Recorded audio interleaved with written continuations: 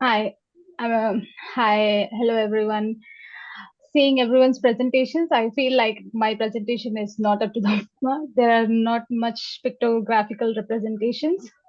Um, I'm Umme Kulsum and I am a PhD fellow at Jawaharlal Nehru University in New Delhi, and I'm working at the interface in public health, at the interface of AI governance and cancer care. So let me share my PowerPoint.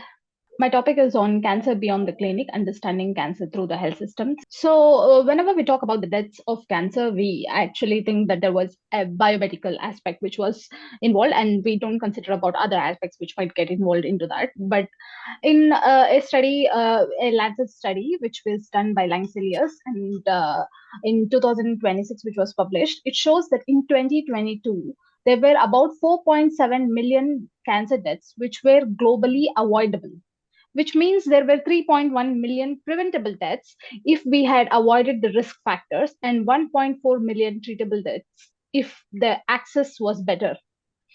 So these deaths are not biological inevitabilities, but as a result of implementation gap. But we have to see why there is an implementation gap, because there is very good innovations and very good care provided for cancer. But why is there such a huge gap that people are not able to access the care?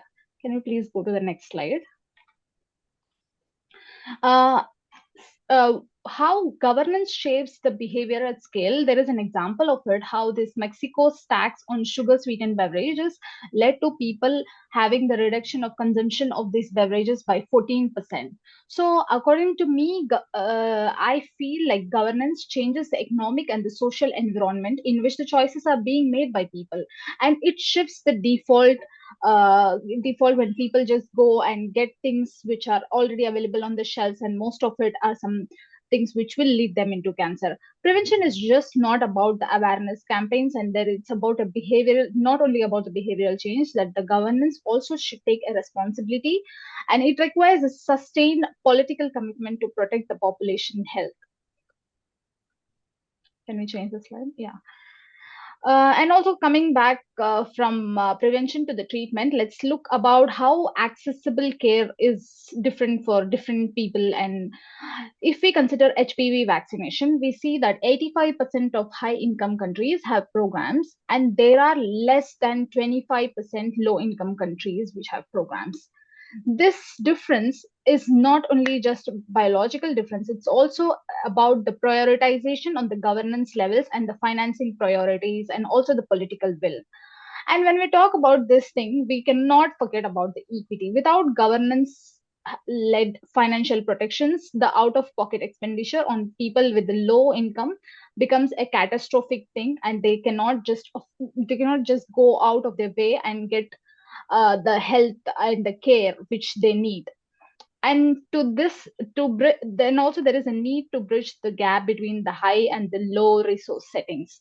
For example, I had gone to the field visit in Karkatia village, which is a very rural place in Bhopal, and I see that there is no hospital in less than 8 kilometers. Any emergency, or women are not even aware about uh, cancer screening or any kind of medical or clinical thing which is related to cancer.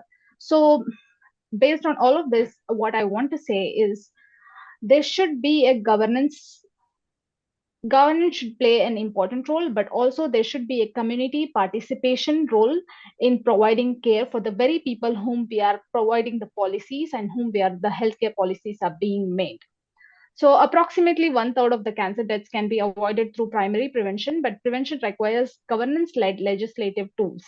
When we talk about the decentralized care, we have to think about one of the very important mechanisms happening right now is use of very advanced technologies, and we are using a lot of funding, and the government has used a lot, is going to be using a lot of funding. At the same time, we have to keep in our minds that this funding should not only be working only on the tertiary level, we should also make it into decentralized care has to be provided. And to provide this decentralized care, we have to have expanded universal health coverage without inequalities misspread.